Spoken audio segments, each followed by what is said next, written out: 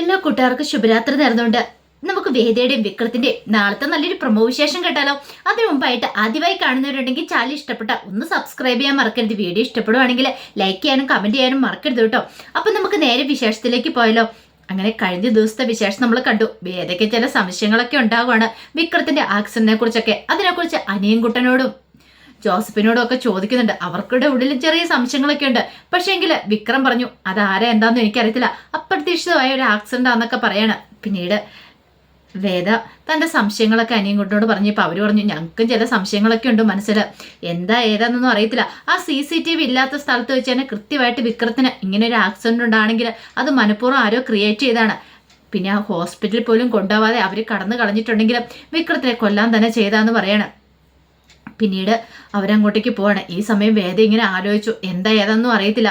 ഒരു പക്ഷേങ്കിൽ വിക്രം ചിലപ്പോൾ നേരത്തെ എങ്ങാനും വിക്രത്തിന് വല്ല ശത്രുക്കളുണ്ടല്ലോ, കുറേ ശത്രുക്കളുണ്ട്, ഗുണ്ടയാണല്ലോ.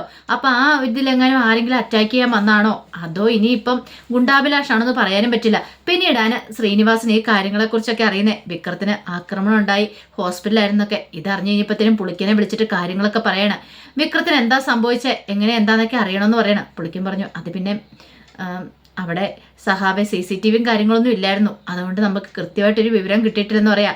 മിക്കവാറും അതാ ഗുണ്ടാഭിലാഷ് ആവാൻ ചാൻസ് കൂടുതലുണ്ട്. അങ്ങനെയാണ് അവനെ പൊക്കുവാണ് നമുക്ക് കാര്യങ്ങളൊക്കെ എത്രയും പെട്ടെന്ന് അറിയാൻ പറ്റും. നീ ഒരു കാര്യം ചെയ്യുക, അവനെ പൊക്കാനുള്ള ഏർപ്പാടുകളൊക്കെ നടത്താനായിട്ട് ശ്രീനിവാസൻ പറയണം. കാരണം വിക്രത്തിനൊരു ആപത്ത് പറ്റിയെന്ന് അറിഞ്ഞിട്ടുണ്ടെങ്കിൽ ശ്രീനിവാസന് സഹിക്കാൻ പറ്റുന്ന കാര്യമല്ല. ഈ സമയത്ത് വേദയുടെ മനസ്സിൽ ആശ്വാസം ഉണ്ടായിരുന്നു.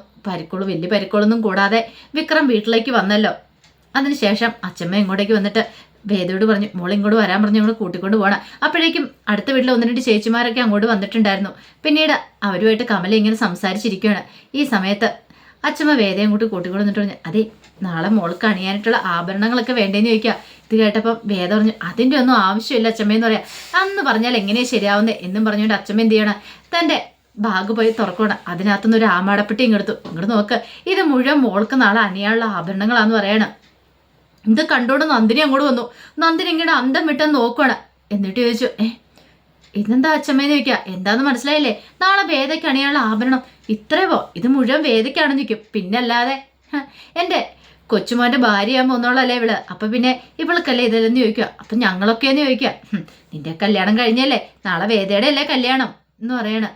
ഇത് കേട്ട് ഞാൻ വേദ പറഞ്ഞു ഇതിൻ്റെ ഒന്നും ആവശ്യമില്ല അച്ഛമ്മയെന്ന് പറയാം. വേണം ഇതൊക്കെ അണിഞ്ഞ് മോള് സുന്ദരിയായിട്ട് വേണം നാളെ മണ്ഡപത്തിലേക്ക് ഇറങ്ങാനായിട്ട്, ഒന്നിനും ഒരു കുറവും വരാൻ പാടില്ലെന്ന് പറയണേ.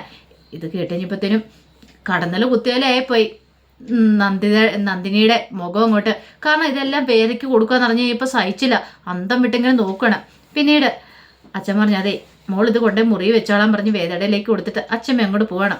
ഈ സമയം നന്ദിനി പറഞ്ഞു നീ കോളടിച്ചില്ല വേദ, അങ്ങനെ അച്ഛമ്മേനെ കറക്കിയെടുത്തല്ല വാങ്ങിച്ചെടുത്തല്ലേന്ന് ചോദിക്കുക. ഇത് കേട്ടോണ്ട് വന്ന് ശ്രീജ പറഞ്ഞു അതിന് വേദ എന്തിനാ കറക്കിയെടുക്കുന്നേ, കറക്കിയേണ്ട കാര്യമൊന്നുമില്ല, അച്ഛമ്മ ഇഷ്ടത്തോടെ കൊടുത്തല്ലേന്ന് ചോദിക്കും.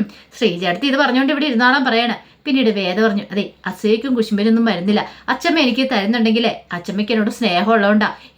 എന്തുകൊണ്ടാണ് നന്ദിനി അടുത്തോട് സ്നേഹം തോന്നാത്തെ, നന്ദിനി അടുത്തൊരു സ്വഭാവം ശരിയല്ലാത്തതുകൊണ്ടാന്ന് പറയണേ. അങ്ങനെ നന്ദിനി ഇട്ടൊന്ന് പൊരിച്ചിട്ട് വേദം മുറിയിലേക്ക് പോവാണ്. ആ സമയം ശ്രീജയോട് നന്ദിനി പറഞ്ഞു ശ്രീജ അടുത്ത് ഇങ്ങനെ നോക്കിയിരുന്നു. അവസാനം കണ്ടില്ല ഒരു പെങ്കൊച്ചാന്നുള്ള ചിന്ത പോലും ഇല്ല. എന്തെങ്കിലും തന്നോ അച്ഛമ്മ? ഇല്ലല്ലോ, നമുക്ക് രണ്ടുപേർക്കും ഒന്നുമില്ല, നമ്മളിവിടെ അടിമക്കണ്ണുകളായിട്ട് ജോലി ചെയ്തുകൊണ്ടിരുന്നാൽ മതി എന്ന് പറയാൻ. വീട്ടപ്പോൾ ശ്രീജ പറഞ്ഞു വേദയ്ക്ക് കൊടുക്കുന്നതുകൊണ്ട് എനിക്കൊരു കുഴപ്പമില്ല, നല്ല കാര്യമാണ്, നാളെ അവളുടെ കല്യാണമല്ലേ, അവളുടെ വീട്ടിൽ നിന്ന് അവൾക്ക് കൊടുക്കുമായിരിക്കും എന്തെങ്കിലും. പക്ഷെ അതല്ല, ഇവിടുന്ന് ഇറങ്ങുന്ന സമയത്ത് അവളെ നല്ല രീതിയിൽ തന്നെ അണിയിച്ചൊരുക്കി വേണം വിടാനെന്ന് പറയാം. പിന്നെ അണിയിച്ചൊരുക്കി വിട്ടാലും മതി എന്നും പറഞ്ഞ് കട്ടക്കലിപ്പില് നന്ദിനി അങ്ങോട്ടേക്ക് പോവാണ്. ഈ സമയം വേദം മുറിയിലേക്ക് എന്നും. പിന്നീട് വിക്രത്തിന് ഇത് കണ്ടോ നാളത്തെ വിവാഹത്തിന് വേണ്ടി അച്ഛമ്മ തന്നാന്ന് പറയണേ. ഇത് കടന്ന് വിക്രത്തിന്റെ മുഖം അങ്ങോട്ട് മാറി. അച്ഛമ്മ തന്നാണ് പോലും, അപ്പൊ ഇതിനൊക്കെ വേണ്ടിയിട്ടായിരുന്നു നീ രണ്ടാമത് വിവാഹം നടത്തണം എന്ന് പറഞ്ഞല്ലേന്ന് ചോദിക്കുക. ഇത് കേട്ടപ്പോൾ വേദ പറഞ്ഞു വിക്രത്തിന് ഇത്ര ബുദ്ധി പോലും ഇല്ലാതായി പോയല്ലോ. അതെ ഞാൻ ഈ സ്വർണ്ണമൊന്നും കാണാതെ കിടക്കുന്ന വീട്ടിൽ നിന്ന് വന്നവളല്ല, അറിയാലോ.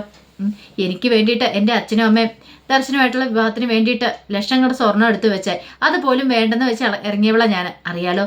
എനിക്ക് ഈ സ്വർണ്ണത്തോടൊന്നും ഒരു കമ്പവുമില്ല, എൻ്റെ കഴുത്തിൽ കെട്ടി ഈ താലി മാത്രമായിരുന്നു എനിക്ക് പ്രധാനം, അതുകൊണ്ട് മാത്രമാണ് ഞാൻ വിക്രത്തിന്റെ കൂടെ പോകുന്നത്. അത് മനസ്സിലാക്കാനുള്ള സാമാന്യ ബുദ്ധിയും വിവേകം പോലും വിക്രത്തിന് ഇല്ലാതെ പോയല്ലോ എന്ന് പറയണം. ഇത് കേട്ടതും വിക്രം ഒന്ന് ചമ്മി.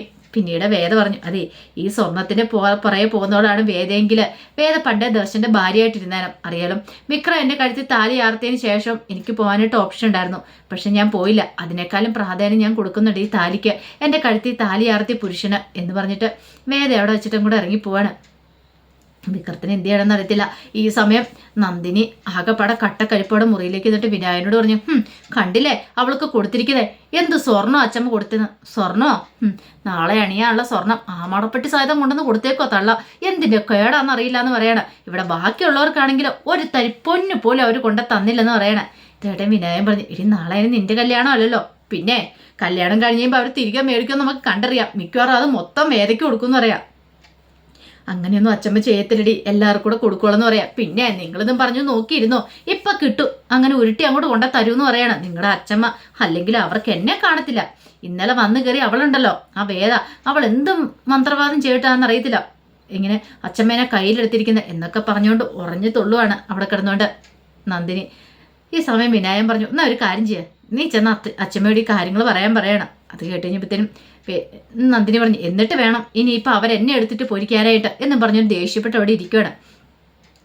പിന്നീട് നന്ദിനി മുത്തശ്ശനെ വിളിക്കുകയാണ്.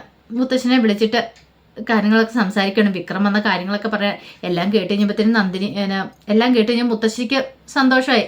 വേദ പറഞ്ഞ കാര്യങ്ങളൊക്കെ കേട്ട് കഴിഞ്ഞപ്പോഴത്തേനും ഇനിയിപ്പോൾ കല്യാണത്തിന് ഒരുങ്ങുകളൊക്കെ അതിഗംഭീരമാക്കാം, കുഴപ്പങ്ങളൊന്നുമില്ല. വിക്രം വന്നല്ലോ എന്നൊരു ചിന്തയായിരുന്നു. പക്ഷേങ്കിൽ ശ്രീകാന്തിന് ഏറ്റവും വലിയ അടിയായിരുന്നത് വിക്രം വീട്ടിലെത്തിയെന്ന് അറിഞ്ഞു കഴിഞ്ഞപ്പോഴത്തേനും ശ്രീകാന്ത് ആകെപ്പാടെ തകർന്നുപോയി. ശ്രീകാന്ത് പിന്നീട് വർഷയുടെ അച്ഛനെ വിളിക്കണം. എന്നിട്ട് പറഞ്ഞു, അവൻ രക്ഷപ്പെട്ടെന്ന് പറയണേ. രക്ഷപ്പെട്ടെന്നോ? അതെ, ആ ശ്രീകാന്ത് രക്ഷപ്പെട്ടു. അവനെ ഹോസ്പിറ്റലിൽ എത്തിച്ചിട്ടുണ്ടായിരുന്നു. അവന് ഹോസ്പിറ്റലിൽ നാട്ടെ വീട്ടിൽ വന്നു. അവന് വലിയ കുഴപ്പമൊന്നുമില്ല. നാളെ വിവാഹം നടക്കുമെന്ന് പറയണേ. ഇത് കേട്ട് കഴിഞ്ഞപ്പോഴത്തേനും വർഷയുടെ അച്ഛൻ ചോദിച്ചു, അല്ല അവന് ആരെങ്കിലും സംശയമുണ്ടോ, നമ്മൾ ആരെങ്കിലും ആണ് ചെയ്തതെന്ന്, നമ്മളെ ആരെങ്കിലും അവൻ കണ്ടോന്ന് ചോദിക്കാം. അതിനെക്കുറിച്ച് കൂടുതൽ കാര്യങ്ങളൊന്നും പുറത്തു വന്നിട്ടില്ല. കാരണം ഇപ്പം മുത്തശ്ശിയെ വിളിച്ചിട്ട് വേദയെ കാര്യങ്ങളൊക്കെ പറഞ്ഞതെന്ന് പറയണം. ഇതേ സൂക്ഷിക്കണം കേട്ടോ, അവൻ ചിലപ്പോൾ നമ്മളെ എങ്ങനെ കണ്ടിട്ടുണ്ടായിരിക്കണമെങ്കിലോ നമ്മുടെ പേരെങ്ങാനും പറഞ്ഞാലോ. അവനവിടെ വീണ് കിടക്കുന്ന സമയത്ത് നമ്മളങ്ങോട്ട് ചെല്ലുമ്പോൾ അവന് ബോധമില്ലായിരുന്നല്ലോ, അതുകൊണ്ട് അതിനുള്ള സാധ്യത വളരെ കുറവാച്ചാ. അതുകൊണ്ട് അങ്ങനെയുള്ള ചാൻസ് കുറവാ. അതുകൊണ്ട് ആ കാര്യം ഓർത്തിട്ട് അച്ഛൻ പേടിക്കണ്ടെന്നൊക്കെ വർഷയുടെ അച്ഛനോട് പറയണം.